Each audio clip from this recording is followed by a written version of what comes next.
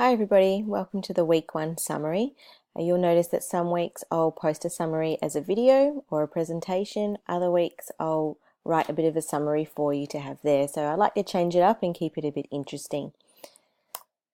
Okay, our weekly focus for this week. So we're looking at the process of human learning.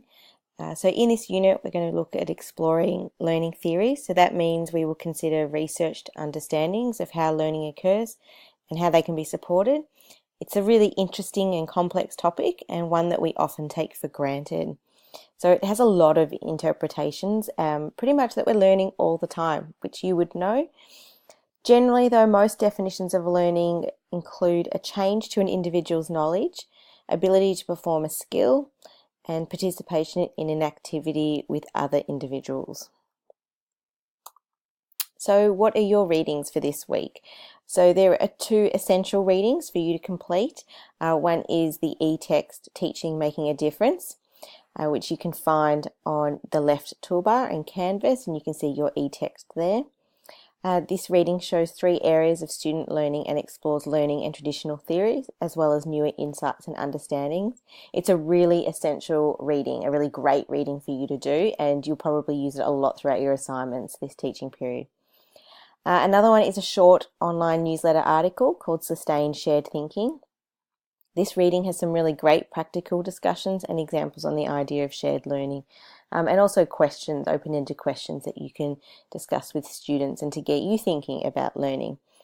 There is an optional TED Talk video this week by the founder of Khan Academy. It is an amazing video, so if you can watch it, it's a fantastic resource to get your head around and talking about flipping the classroom. So I really encourage you to watch that if you've got the time. Please make sure if you've got any trouble accessing your e-text, make sure you contact the student advisors ASAP. You can find their information on the student portal.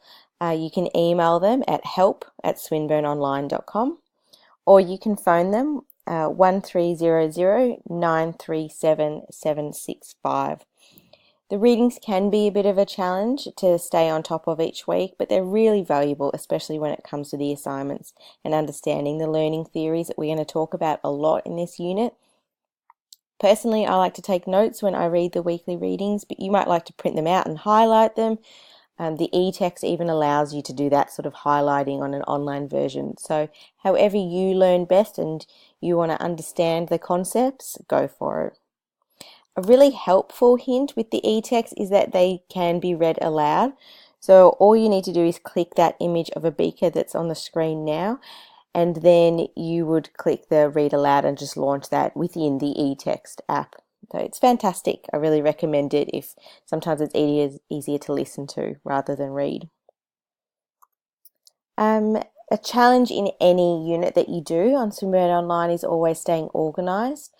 So each week in our teaching period and in this unit, you need to make sure that you manage the readings each week, then the discussion boards and responding to those, assignment work when that starts happening, and then also interacting with your peers on the discussion boards, or if it's in a group assignment as well.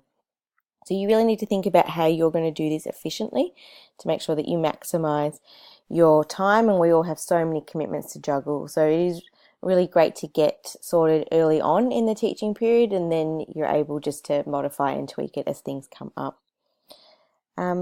Please make sure that you do get a chance to participate in the discussion boards. They are really valuable because each discussion board activity is actually linked back to each assignment. So in some cases, it'll actually prompt you to complete a section of the assignment, and then you're able to share it on the discussion board and get some feedback and then improve it before you submit your final version in your assignment. So it's a really great way of staying on top of your assignment work as well as interacting with your peers. I know some students in the past have decided to do the readings on the weekend, and then during the week they'll just pop on and off and do this discussion board activities and work on their assignments during the week. So you need to think about how best it works for you and your situation. The week 1 discussion board. So this week's activity has 3 main components. So step 1 was to complete the multiple intelligences self-assessment. Then reflect on how your learning style has impacted upon your experience of education. So it's just a short little quiz on which multiple intelligence are your strengths and which ones are your weaknesses. Then post your thoughts here on the discussion one thread and make sure you feel free to be creative and embrace your learning style strength. So you might, instead of just saying I'm the strongest in visual spatial and I'm the weakest in musical, you might like to present that in a certain way. And I've put up there on the week one discussion board a little Wordle that I've created with my strengths. And then step 3, make sure you reply to at least one other group member that has a different style to you and share a teaching resource that would support that learning style. So if someone maybe is really strong musically, you might be able to send them a link to some activities of how to incorporate musical activities within their classroom or learning environment where there are children. So really have a think about that, how you can best support each other on the discussion board. You can go back to any of the discussion boards at any time during the teaching period, but it is best if you can complete them the week that they are due or that they're relevant, just so that we all stay on topic and really interact with each other. Make sure that you're also replying to your fellow group members and interacting with them, because do remember that discussions within our group will assist with your own understanding and learning of the weekly topics, and it'll help you to critically think about how this can relate to your current and future directions in education. So pretty much the more that you post and interact, the more you're going to get out of this unit. So good luck with the week 1 discussion board, and I hope to see you all soon on there. Thanks, guys.